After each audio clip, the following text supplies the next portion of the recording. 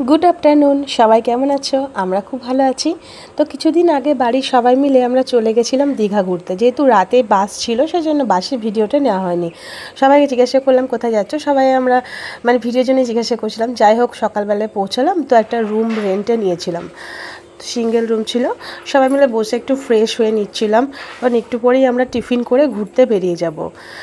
সবারই টিফিন হয়ে গেছিলো, সবাই বললো যে হ্যাঁ চলো এবারে ঘুরতে এবারে বেরোই। দেখো রুমটা কিন্তু খুব সুন্দর ছিল, একটা একটা আলমিরা টাইপের ছিল, একটা টিভি ছিল, বাথরুম ছিল, আর একটা ছোট্ট বেলকনি ছিল। বেলকনি মানেই হচ্ছে মন ভালো করা জায়গা। আমার ক্ষেত্রে তো তাই, আমি জানি না আর বাকিদের মানে বেলকনি কীরকম লাগে।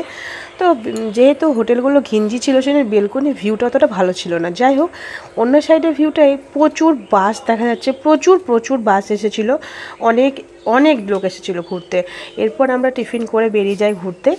একটা মন্দির এসেছিলাম, এটা হচ্ছে শ্রী মহাপ্রভু নিত্যানন্দের মন্দির। তো এখানে ফটো তোলা নিষেধ ছিল, বাইরের থেকে যতটুকু পেরেছি ততটুকুই মন্দিরটি ছবিতে নিয়েছি। তো মন্দিরের ভিতরে ফোন নিয়ে যাওয়ার কোনো অ্যালাউ ছিল না, ওখানে মন্দিরে পুরোহিত আমাদের বারণ করে দিয়েছিল। তাই বাইরের থেকে যতটা সম্ভব হয় ততটাই আমি ছবিটা ক্লিক করেছি।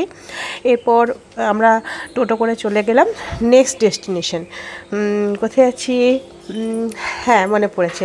এরপর আমরা চলে যাচ্ছিলাম কাজু বাগানের উদ্দেশ্যে। তো সরকারিভাবে ছুটি ছিল সেজন্য কাজু বাগান আমরা দেখতে পেলাম না। তারপরে চলে গেছিলাম ওড়িশার বর্ডারের কাছে চন্দনেশ্বর মন্দিরে।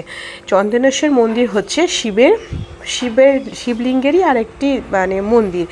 এই মন্দিরটি ঢোকার মুখে ছোট্ট বড় যত রকমের শিবের মানে শিবের যা যা হয়, মানে শিব ঠাকুর, নন্দী, ভিরিঙ্গি সব ছিল। এই যে দেখো, ভোলা বাবার পরম ভক্ত আস্তে আস্তে টুকটুক করে পেরিয়ে গেল, কাউকে কিছু কোনো ক্ষতি করছে না।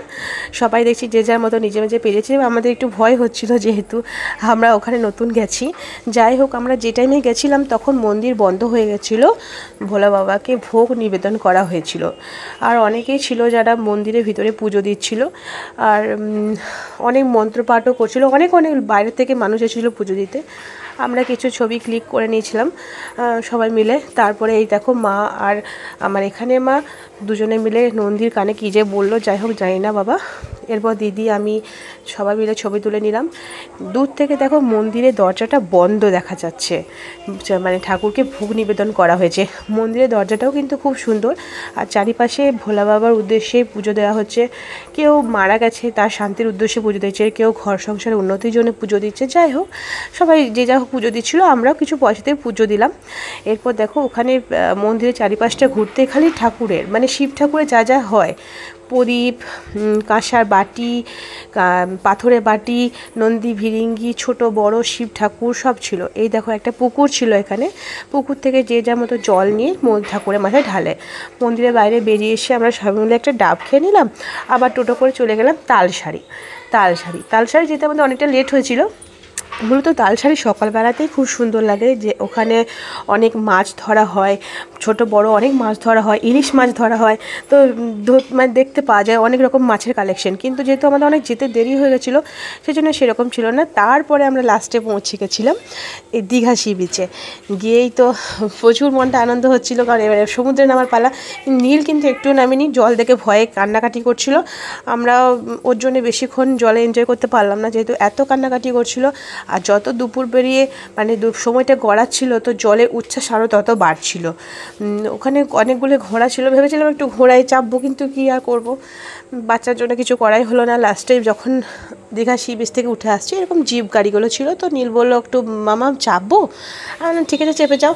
একটু ও এনজয় করে নিল। দেখো পুচকু আর নীল মানে এই জিপ গাড়িতে চেপে এনজয় করছে। নীল তো জিপ গাড়ি দেখলেই হলো, যেখানেই যাবে জিপ গাড়ি যদি দেখতে পায় তো সেখানেই চাপার জন্য ঝোঁক করে। ওরাও জিপ গাড়িতে ঘুরে এনজয় করে নিল। তারপর রাত্রেবেলাতে আমরা একটু টিফিন করে আবার বেরিয়ে গেছিলাম বাজারে। প্রচুর রকম শাঁখের কালেকশন ছিল, শাঁখ আর ঝিনুকের প্রচুর কালেকশন ছিল।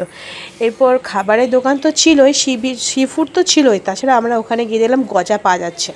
তো ওখান থেকে গজা, মার্শমেলো, তিলের খাজা